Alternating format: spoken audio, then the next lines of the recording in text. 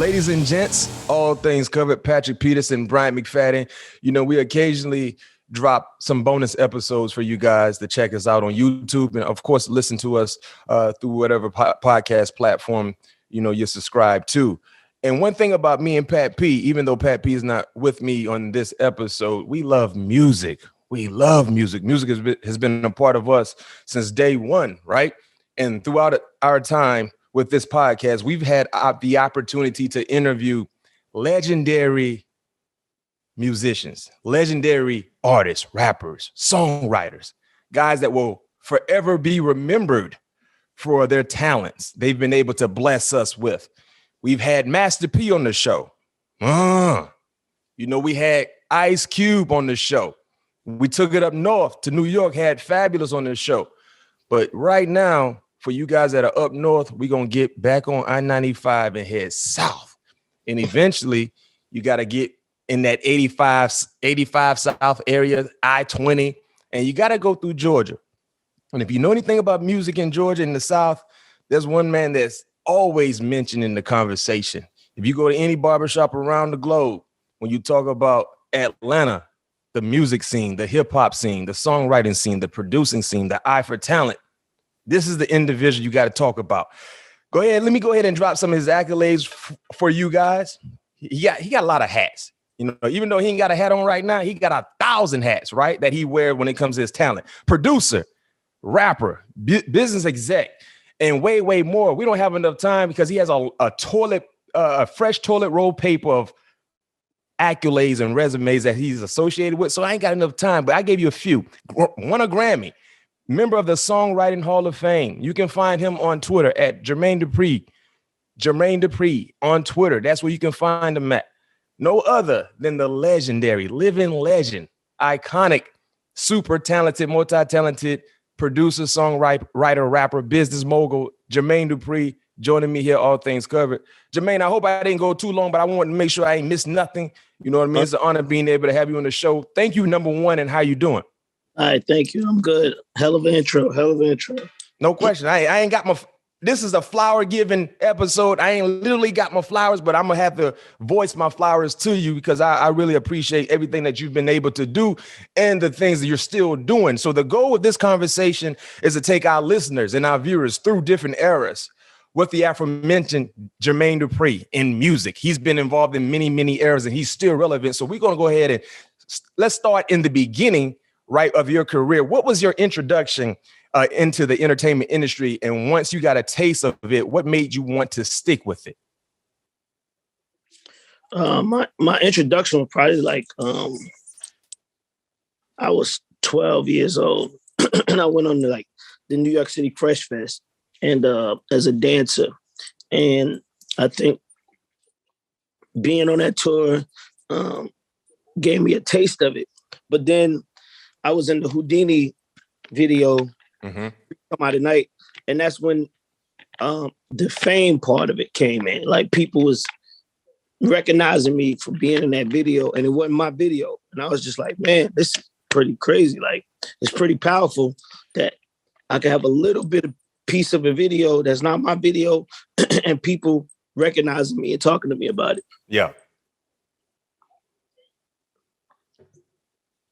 So that was pretty much the entry right there.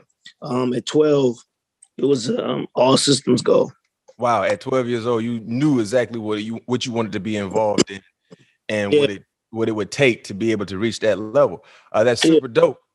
And speaking of getting involved into the music industry, you have an eye for talent, right? You discovered Kross among many, many others. What is the key for identifying talent when you see it?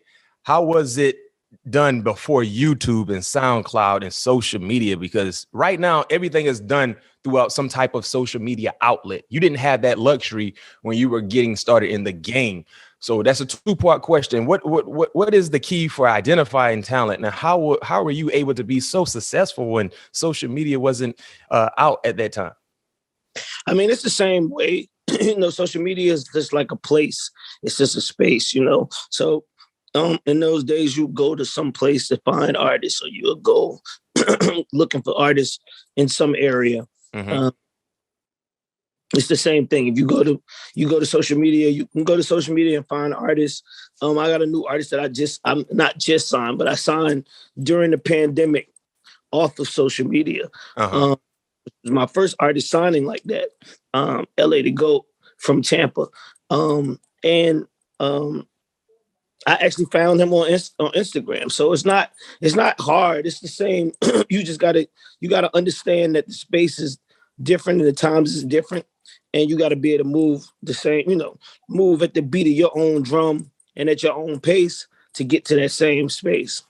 And what was the key for you when you found Kross? Revolutionized the game, to say the least. But what stood out to you from what you saw from them to be able to, this could be something special? I mean, everything about Kross stood out because it had never been done. Kross was the beginning of something that had never ever been done before. So, I saw all type of potential, and I saw all type of outlets opening the door for Kross because it had never been done before. You know what I mean? The fact that they had a swag about them before they met me, but I introduced them to the entertainment world and music and all of that. And once they learned what was being introduced to them, the floodgates was open. So with Kross, it was different because Kross wasn't a group prior. Kross wasn't on, they weren't making mixtapes. They weren't making songs, period. They was just two guys that I thought could possibly be superstars. Yeah, you were dead on with that, and you don't miss. I mean, anything that you touch, it blossoms. So that speaks volumes on your eye to identify someone who is special, and you just provide the leeway for them to be able to follow your footsteps and reach that success. What sense of accomplishment did you feel starting your own record label, So Def, in your early 20s? You was in your early 20s and you were able to create your own record label. How big was that for you? Well, it wasn't that big to me because I wasn't, I never look at that what I'm doing as being big. I look at getting it done as that's the main thing for me. I don't care about how big it is and what happened.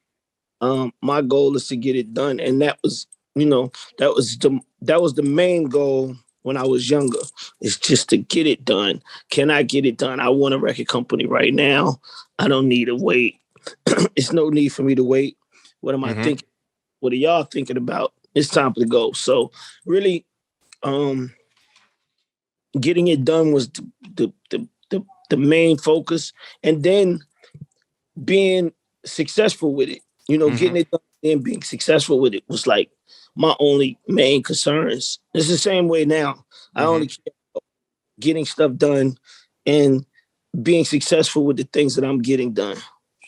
Jermaine, did you feel any added pressure creating your own record label so young, and also realizing that in the South there wasn't a lot of record labels, that was Southern based? Did you feel any added pressure jumping into that field, knowing that you were kind of an outlier when it comes to Southern based record labels? Nah, because like I said, I never was looking at what wasn't and feeling like, okay, I'm gonna have to take this pressure. I just want, like I said, my mindset was, this is what I want, this is what I believe I should be doing, and this is where I'm headed. Like I never was like, I never had that conversation with myself about not something that exists, Jermaine, so it's gonna be tough or whatever. So I just always just was like, this is what I'm doing, I never felt like, I never had a reason, and I never felt like I was too young. Yeah. I always knew that the music industry would wake up at some point and realize that the younger you are, the better you are in the music industry. No question. I like that mindset. One of my favorite tracks that you were involved in, was Money Ain't a Thing. How did that come about? That was a record that basically, I saw Jay-Z one day at we was doing a photo shoot in New York for the Great Day in Harlem of rappers or whatever. Rappers, and we redid the Great Day of Harlem Jazz. And Jay-Z was out there. And before I saw him, I heard him take he was rapping like I was rapping on the Sleeping in My Bed remix. And I heard him cadence and, do my little flow. And I'm like, oh, wow, Jay-Z, he rocked with me. And I didn't know him, so I didn't know if he, you know what I mean? And I felt like, I'm from the South, so it seemed kind of weird that a guy from Brooklyn was listening to me, because I felt like the way New York thought about Southern rap. Yeah. They didn't really care about us, right? So for me to hear him doing that, I was like, oh, wow. So it gave me my entry to go holler at him and be like, yo, I heard what you did with the Drew Hill. I think we should make a record. And even with me approaching him like that, I never approached him. I never thought about, JD, it's Jay-Z, you probably can't rap good as him or whatever. I don't think like that. I was thinking like, I'm gonna make a record with you. So I went up to him and I was like, yo, we should make a record. And he was like, get my number, blah, blah, blah. I got his number. And I flew him to Atlanta, and the rest is the song that you're talking about. Man, that's a dope song. One of the best songs that you've been a part of. One of my personal favorites. So you guys definitely did two legendary individuals on the track together. You know it's gonna be magic. You know it's gonna be special, and that was special. And I still rock with that. That's on my playlist when I'm in the gym. You know what I mean? It's in my playlist when I'm in the gym. I got to get myself fired up. I go to that, and the lyrics on point. The soundtrack, the sound, the producing was on point. So, hey, I ain't got no brim on, but if I did, I'd tip my brim to you. Y'all boys did your thing on that. And one thing about you, I talked about how talented you are. It's not just about rap that you've tapped into. And when it comes to the R&B world as well, you've been a big part of some of the all-time greats, hits, especially Mariah Carey. What was special about working with a talent and a voice like that with Mariah Carey? The special part is she's the best. It's like you get the opportunity to be in the studio with the best of the best. It's like she knows all the answers to all the questions that anybody probably has about being in music, being in the studio and being a vocalist. So you got an opportunity to be around and watch the best of the best do what they do. It don't really get no better than that. Would you consider Mariah Carey one of the best vocalists you've ever heard? Yeah, and seen and worked with, period. Just one of the best vocalists of the world in the world, period. Just a person that knows all aspects of singing. Yeah, that's dope. And another person you had the luxury of working with, helping with their album, the great Usher. Yeah. Man, what makes Usher such an all-around legendary performer? He's just, the greatest, one of the greatest that we've ever seen as well. It's just like, but Usher's driven by practice and making perfect and becoming the best that you could be based on rehearsal and practice and, routine and all of that. Usher's every bit of that. Usher takes all of that stuff 100% serious. And when you see him in effect and see him doing what he's doing, that's what you actually see. You see a man that took his career 100% serious since I met him. Yeah. And never stopped since then. Let me put you on the spot real quick. I know you can handle pressure. You good. What's your favorite song that you work with Usher? Usher got a lot of hits. You got a lot of hits with him. If you had to pick that one song, like, man, this it. What song would that be?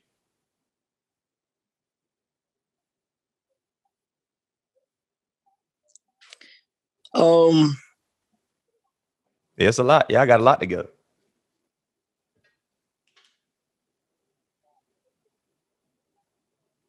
Probably Nice and Slow. Yeah. Because of the different elements of Nice and Slow. I was gonna say You Got It Bad too, because of the collaborative effort of You Got It Bad was, Usher was feeding me ideas and I was writing based on what he was feeding me. Yeah.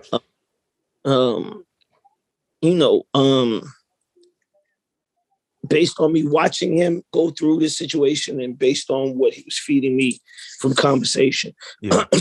It's between those two records. Nice and Slow, just on a collaborative effort as far as like me getting Usher to rap, the pockets that Usher was hitting, and the space that it changed in R&B once that song came out. Yeah, that Nice and Slow, still a classic. Still a classic. You can vibe to it in the car. You can sit at home and just chill and rock with it. You know what I mean? If you're trying to entertain your significant other, that song can wear so many different hats.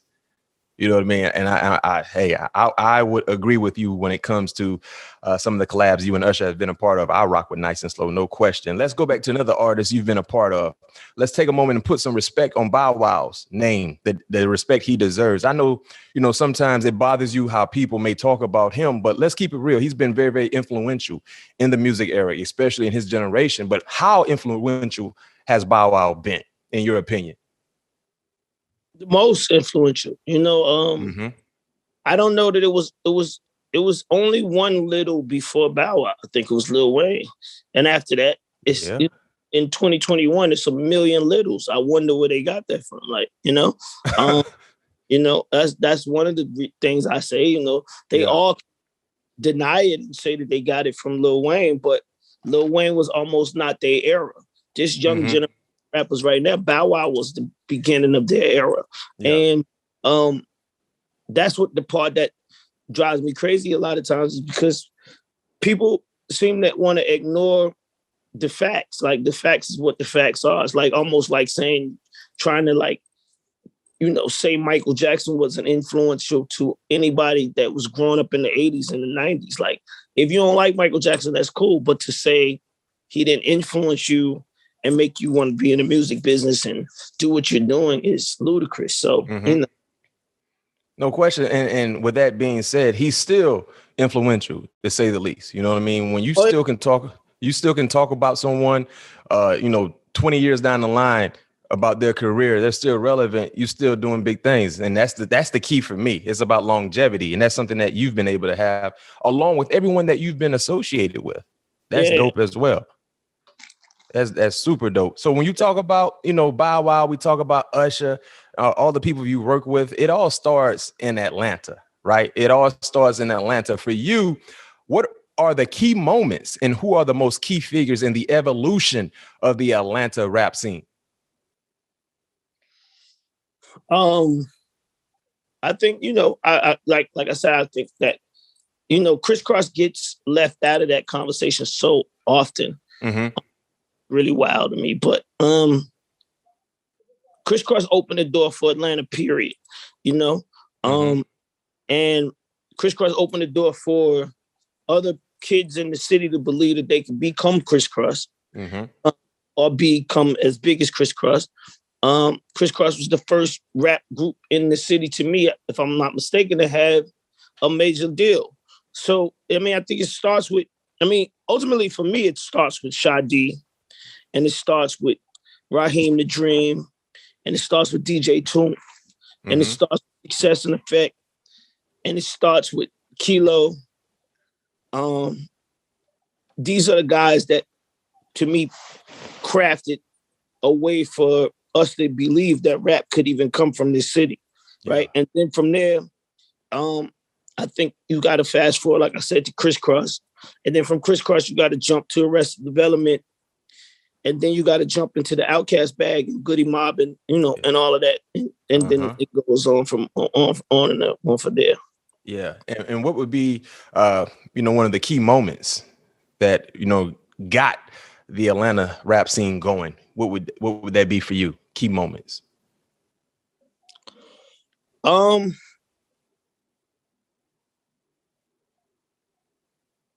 think it'll be different for everybody because I don't really, I wasn't paying attention to what I was doing for hip hop. I was just paying attention to what I was doing. I wasn't paying attention to what I was doing for Atlanta hip hop. Yeah. I think Outkast's first album probably was like the striker to make people realize it's other rappers in this city and prepare for other rappers coming out of it. Southern Playalistic. That Outkast album, one of the best albums I've ever listened to. And it's hard to really say that because there's been so many, dope albums. But for me being in the South, that album is one of my tops. But also, too, one moment that sticks out to me, I think it was the Source Awards. And they won an award. And I think it was Dre. Andre was like, "Oh, y'all don't got love for the South." You remember that moment? Yeah. Was that the Source? It was. They got booed. They got booed. That's what it was. They got booed, and he expressed, how he actually felt. It's like, "Oh, y'all don't got love for the South." And at that time, it was like, "Okay, y'all got to really check these boys out because number one, these boys can go. They can rap. They talking about something different. It resonates. It's relatable." And they wasn't really checking for it. So I think that moment for me, being a kid from the South, was like, okay, yeah, I like the respect that he's commanding. And number one, he has a legit argument. So that will be my moment. But yeah, that album definitely was dope. And speaking of, you hit on this earlier in our conversation, JD, about, the North not really respecting the South when it comes to rap. Why was that an issue? And do you think that is still relevant in today's rap scene? It was an issue because they never had to deal with it.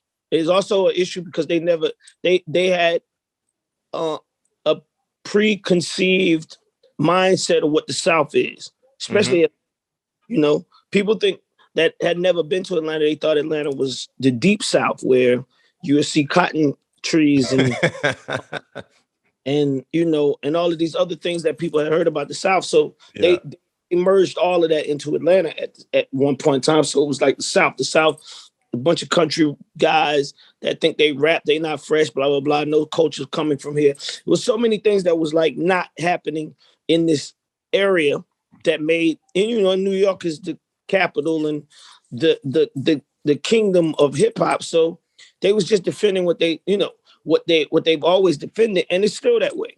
They call Future and Young Thug and all these other guys mumble rappers. It's not something that is a secret. This is a thing that's been going on since in this new age of rap. Yeah, and speaking of that, what's the latest you can tell us on this maybe potential versus battle or the conversation between you and Diddy? Do you think it would ever happen? Would you like for it to happen? Any updates regarding that situation with you and Diddy? I don't really know much about if it's going to happen or not, but I do know this, that I said this prior though. It won't be in New York because of that though. It won't be in New York because of the disrespect and the height of, I feel like everybody involved with Versus is New York based, right? So it's a biasness already to me. Yeah. When you watch Versus, it's very New York driven. So if I'm gonna be in it and I'm gonna represent Atlanta, it would have to be at a neutral space. It could never be in a space that, it could never be in a space where I would love to do it in New York, but the biasness would be at an all-time high because to put Puffy in that type of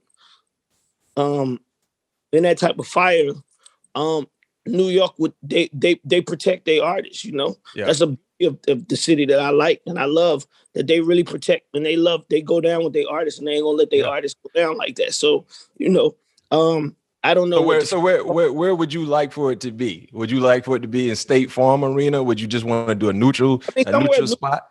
I don't even think Atlanta's not neutral because it's a lot of New York people here. So it's not Atlanta's neutral. It's like somewhere else neutral where Miami. Miami, somewhere else. I mean, Miami's same. I mean, it's kind of hard to say. Yeah. I told Puff when we was talking about this LA because I feel like at that point, neither one of us have a stake in the game of what's going to happen. Mm-hmm. That's the type of battle that we got to come to the table like that. And we got to see how the people react to our music from a different space. Gotcha. So West Coast. So that would be what it is. But for me, Versus don't even matter to me. You know what I mean? Ultimately, I got a goal and I got things that I'm trying to do. So, you know, Yeah. it's just for the culture. It's something exciting. Yes. Yeah. Speaking as a fan of both individuals, yourself and P. Diddy, it's great for us. Because no question, it's all about bragging rights. It's all about talking about, this guy won or this guy won or he has the best portfolio. But it's good for the coach. It's about a celebration. Two iconic individuals who are still relevant and still doing big things in the music industry, just sharing their portfolio, going back in time, bringing us back to the Kross tracks, Escape. I mean, I think the biggest issue both of you guys will have, how can you put 20 tracks together? How can you pick 20? Like, listen, people be saying that, but the 20 tracks, it's a lot to put 20 good records together. Yeah. It sounds easy coming out the mouth, but it's hard. It got to be hard. Certain artists, it's hard to find 20 records. And it's a lot of artists that people think got 20 songs and they don't even have 20 songs. Yeah. So it's a lot. 20 songs is not something to be like, oh, it's just super easy. It's super. It's going to be tough for both of y'all because y'all produced legendary hits, you wrote legendary hits, and you actually rapped on legendary hits. So good luck in trying to, JD, take your best 20 that you've been involved, that you've been a part of, because, man, that would be tough. But I can say that, it would be great. That would be great for the culture, man, because I really have enjoyed verses, especially, listening to people that I grew up on. So if y'all able to make it happen wherever, it's going to be big. You got to do it in the arena. I understand, you don't want to go to do it in Madison Square, but if y'all can go out to LA and do it in Staples. Yeah, it's got to be somewhere like that. Boy, that's going to be nice now. That's going to be nice, man. Hey, I'm fired up just thinking about it. But that hopefully you guys can come to terms and Swiss and Tim and everybody that's involved can make it happen and go out there and just, get Staples for one Friday night in LA. Look out. Yeah, y'all going to be definitely enjoying yourself. Speaking of Los Angeles, the Super Bowl this year will be in Los Angeles. What was your reaction to the announcement of this year's halftime show featuring Dr. Dre, Snoop, Kendrick Lamar, Eminem, and the great Mary J? I thought it was dope, but I also thought it was kind of disrespectful to me. But I feel like the city didn't support me when I was trying to do the exact same thing here. And when it wasn't here in Atlanta, 3 years ago? Yeah. I don't feel like I got the support that I needed from the city. And I don't feel like I got the support I needed from a lot of other people that had power in the situation. Because we could have did the exact same thing, And that's one of the things that we have to, that Atlanta and the city of Atlanta has to learn. We have to learn controlling the narrative and supporting our artists in a way where all of the energy is driven towards them. I had an opportunity to sway that same vote in that direction. I met with the NFL. I had a conversation with the NFL before Jay-Z even had that job. I met with the NFL and they wanted to know questions about who I thought should be doing the Super Bowl. And I caught so much flack for me just even having a working relationship with the NFL based on what was going on with Colin Kaepernick. Yeah. That people was talking bad about my relationship. People was, one side of people was talking about I'm taking blood money, and this side of people, and it was people from Atlanta. It was people from the city of Atlanta that was basically going against me.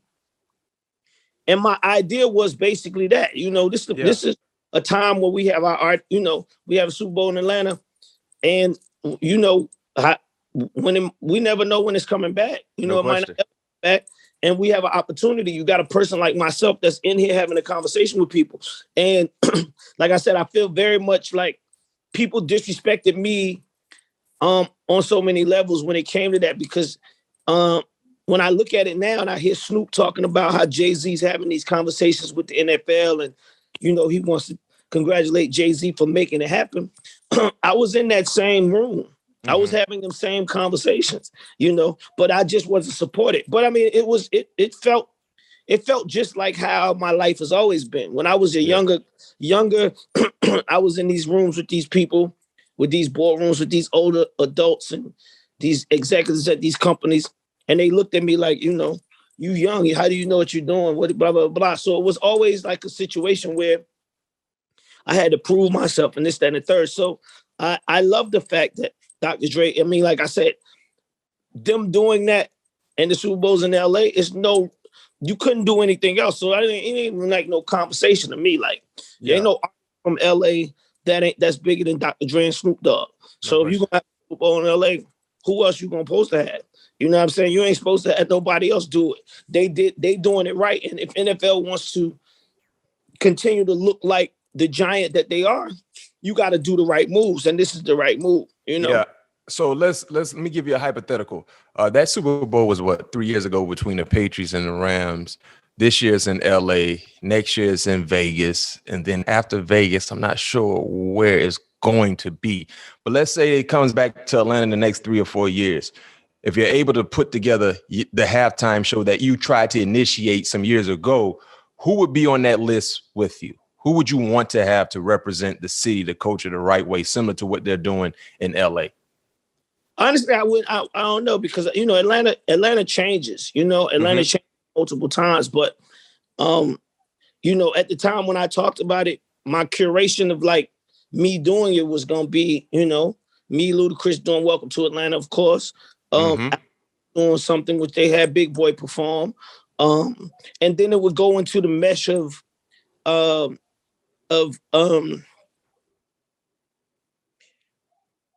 what hot artists we had coming at that time or whatever it was. So basically, it would be a kind of a combination of the guys from the older era, right? That kind of got things jump started in Atlanta, transitioning to the current hot artist that's in Atlanta right now. Yeah. I mean, you know, like, you know, you would go through like the Lil Jon era, into the Lil Babies and, you know, the Migos and the Future and the people that, you know, it just depends on how it's curated. But that's definitely something that was on my brain before, you know, at the beginning. It's coming to Atlanta. You know, it's just like the Braves. The Braves playing here Friday. I expect to hear "Welcome to Atlanta" the whole game. You should.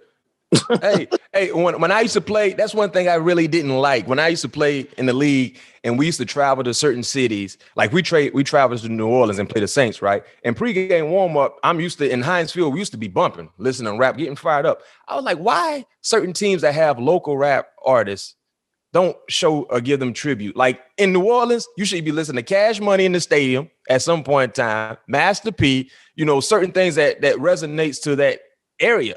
You know what I mean? Like, you come here to Atlanta. I mean, we used to play in Atlanta quite a bit. And Atlanta pregame music used to be bad. Like, you used to listen, be like walking through a mall. You know how you get on the escalator and you go up the escalator and you listen to that mall music? I'm like, man, I see why the Falcons are always losing ball games, man. These boys listen to mall music before we try to get fired up. Like, why we ain't got no Jeezy here? Why we ain't got no Jeezy, no Gucci, no people that, you know, are representing the right way and they're going to get you fired up? So that's something that I really don't like, but I can tell you this much. We had Wiz Khalifa in Pittsburgh, representing Pittsburgh, but man, our music used to be bumping. And that's something that I think a lot of teams kind of that's the thing, like the support behind the city. And that's that, like I said, that all that springs into the verses as well to me, because if you don't have that support, it you know, that's what makes it lopsided. When artists go to New York and they feel the New York presence, New York understands that. They understand, you know, they understand the job when it comes to that. They're not around with that. When you go to the next game, it's New York. No question. But that's how it's supposed to be when you're in your home turf. It's supposed to be that way. You know what I mean? But like you said, hopefully that can resonate through other areas. Last question for you, JD, before we transition to the superlative part. I hear you also, you know, outside of music, you have a vegan ice cream that's out, along with some new music projects as well. What should we be looking out for coming from you when it comes to the vegan ice cream? You talked about LA to Goat, your new artist you just signed out of Tampa, Florida, Stand Up. Any other new things you got coming on the horizon? Yeah, 1 second. Hold on. Huh? Yep. All right. So before we go into all of that, let's keep it on the sports side, right? Yeah. What you got? On November 5th, we got the Trae Young So Def Ones coming out. These are the Trae Young ice trays, the So Def version. Oh, that's dope. These drop November 5th. November 5th. It's two. And you got different colors. It's two different colorways. Mm-hmm. As you see, the So Def man is in the inside. So Def is on the back. This sneaker right here, I designed this sneaker to basically be as if the Afro Man fell into the shoe. So it's black and white as the Afro Man. These pieces are kind of like what would be the So Def parts. As you see, like if you see, like, yes, like I see. So this was your vision. This was your creation when you put this idea together. The design, trade sneaker, and what the colorways and how we want to do it. Basically, that's what it was. And this one is basically the billboard that was up on 85. Mm-hmm. This is the color of the billboard. This also is, it also goes with the colors of the Hawks. The Hawks, exactly. These on the other night when he dropped 32. Both come out November 5th. November 5th. Trey one, it's the Trey Young one, So Def, black. Oh, that's dope. And then the billboard. Then we got another pair. We got another pair that's coming out. These are the Trey Young form low cut form, So Def forms as well. That's like a lifestyle shoe. He's not gonna be hooping in that one. This is more of a lifestyle shoe. This is an actual shoe he plays in on the court. Gonna play in. With that being said, I don't know that. I think this is the very first time that this has ever happened in Atlanta, where an artist or a record company has a collaboration with a shoe that is actually being played in. Trey Young played in these sneakers 2 nights ago or a night ago. This exact pair, he gave them to a kid when he walked off the court. You can go to my Instagram and see it. So, a lot of even in hip hop period, a lot of artists have shoes that's more lifestyle. This is a sneaker that the player plays in. I feel like that gives you a little bit more value. This almost makes this like my version of Jordans. No question. Because you had your hand involved. This is what he's playing in. So how did this come about, JD? The idea with you and Trey, and then of course you putting your vision into fruition. Yeah, Trey is not from Atlanta, so him being here and coming to Atlanta, he wanted the city to embrace him. It's almost like we're talking about as far as the respect and all of that. He wanted the city to embrace him, so he wanted to pay homage to the things that the city had did that touched him and his career prior to coming here. And one of the things that he talked about was the influence of So Def and him being a huge Bow Wow fan and and just the background of what So Def has done for this city. This is his way of paying homage to that. I like it. I definitely like the lifestyle joints as well, and the creativity. How you just explain the Afro Man and the shoe. You literally see exactly what you were trying to do. That right there is dope. Along with the hoodie. You know what I'm saying? So, hey, I can't wait to see it. So these would be available when you said? November 5th. November 5th. Well, I just text your assistant and I'm saying, and I don't know if Miss Melinda's still on it. I'll just text her. I need to try to get a pair of those. Yeah, November 5th, they going fast. What size? I already know. I wear 10 and a half. 10 and a half. I try to figure out for you. But yeah, so on November 5th, to keep it on the sports side, we doing a lunch party. I'm doing a whole block party at Wish here in Atlanta. I've been to Wish. Yeah. So the whole parking lot of Wish, the whole store, everything is gonna be, Trey Young, So Def. Oh, they're gonna sell out. Yeah, they're gonna sell out. And the unique thing about that basketball shoe, JD, other players can rock it as well. You know what I mean? That's the unique thing. College players, high school, other NBA players. So man, the way how that shoe came about, you might need to get ready to start creating more other styles. Yeah, no, definitely. I feel like that's the thing, it's my entryway into that, and the crazy about this, like I said, I keep looking at this every day and wearing it. And the shoe says So Def. The shoe don't say Trey. It has Trey's logo. Yeah. doesn't say Trey Young on the sneaker at all. It says step. That's the ultimate collaboration. This is a pretty amazing step. No question. Hey, congratulations on that, because I was not aware of that. And hearing it here on the All Things Covered podcast, man, this is dope for us, and definitely I know our listeners. I like it. You know what I mean? And I'm mostly a Nike guy, but I do rock Adidas. But I like it. So yeah, and I love the colorway anyway, because I usually wear a lot of black. So black can go any one of those colorways that you have with that. So congratulations to you and Trey Young. And Trey Young dropped 31 last night on the Pelicans. I had the Hawks in one of my parlays, and I actually gave the prediction of the points that Trey Young was going to score. I went live last night. I said Trey going to drop 31, and they're going to win by 1. I need to go play the lottery. I might need to go play the lottery, JD. Yes, you do. Sir. Hey, but now we're going to transition to the superlative part of our show. We're going to get you out of here in a second. I want your honest, unbiased answer with these questions. First one for you, JD. Someone that you haven't worked with that you wish you got the chance to work with. Who was that?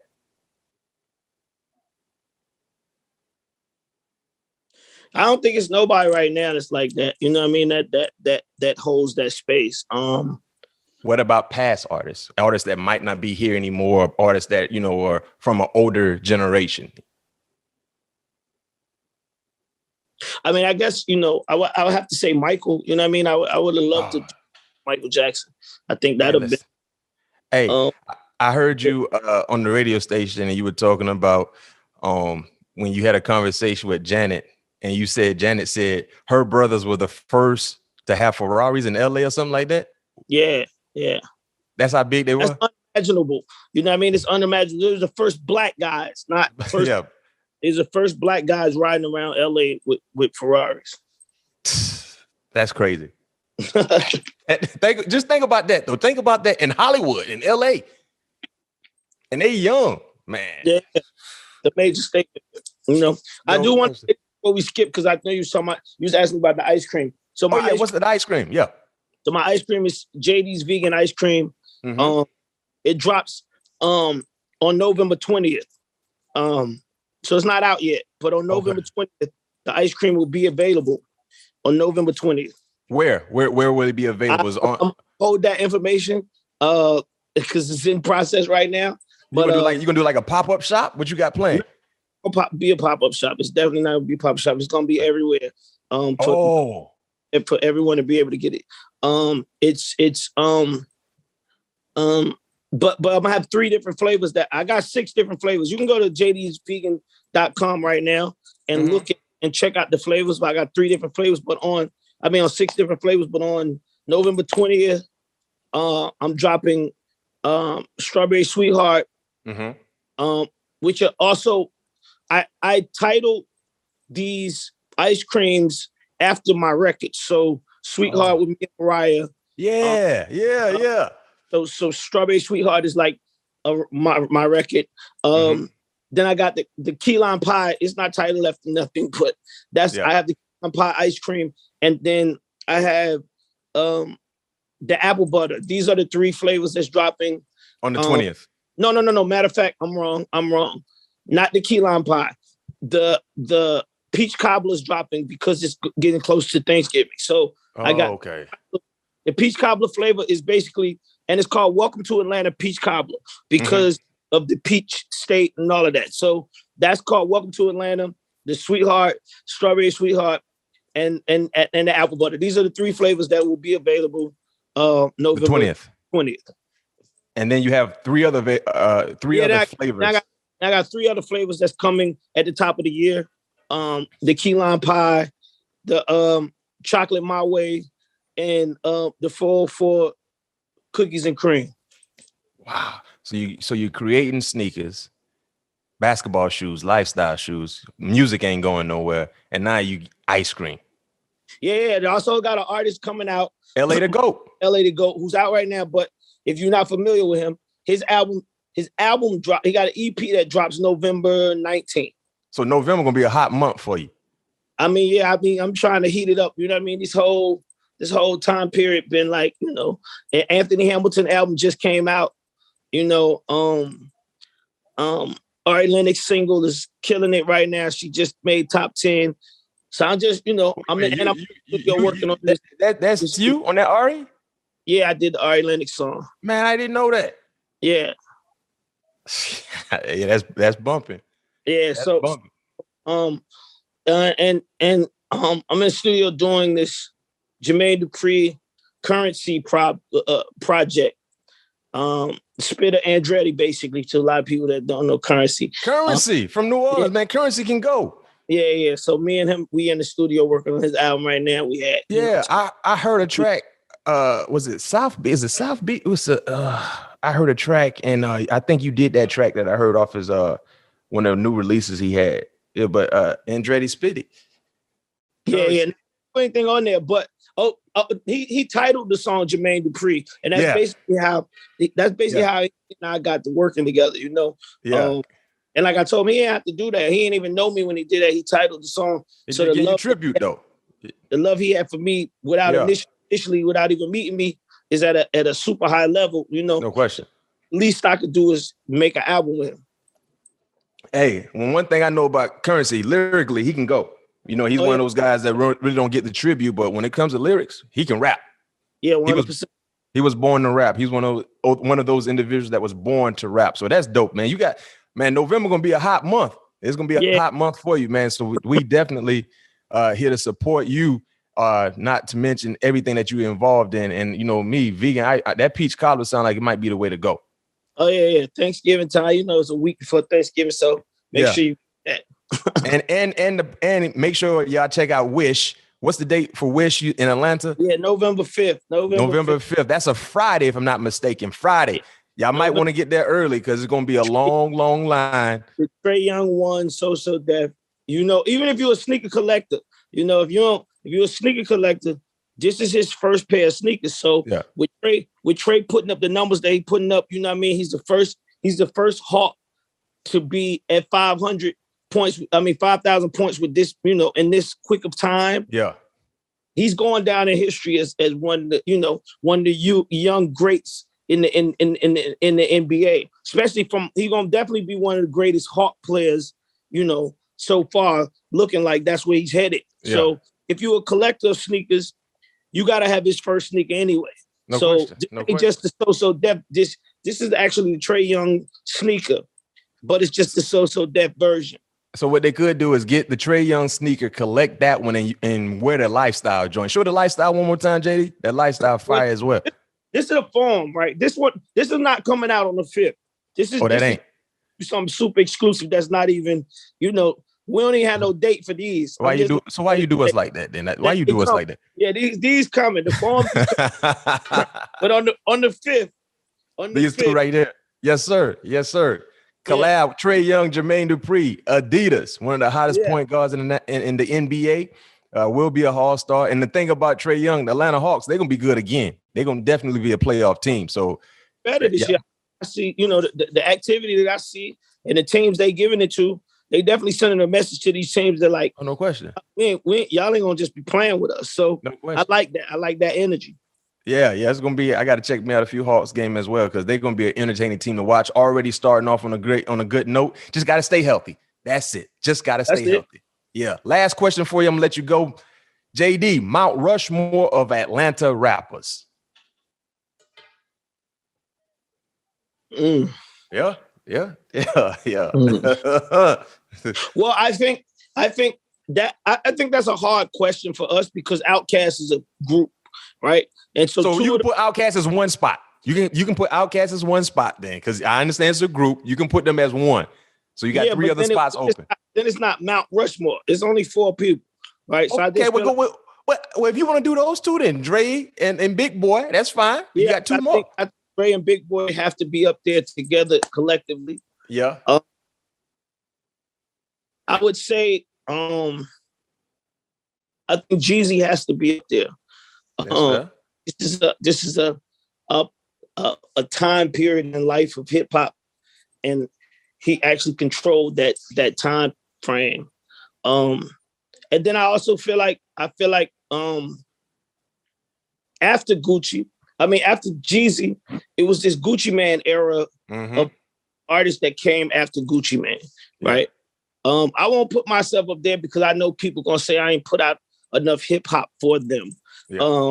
I only put out 1 or 2 albums, but I mean, as far as cultural, I'm more of on the cultural Mount Rushmore of who brought money to the city and who made people see Atlanta in a cultural different type of light. Yeah. Then I would be the only face I would put on. But, no, I'm not playing. But no, I think for me, my Mount Rushmore hip hop would definitely be, like I said, I feel like what Outkast did, their dominance, then Jeezy's dominance. Yeah. I feel like T.I. would be the 4th person if we given, if we given it that right there. So that, I would give options. It to them. So I think Gucci. I think that's fair. Owns a space. Yeah. T.I. owns a space. Jeezy owns a space, and then Outkast owns a space. From the side.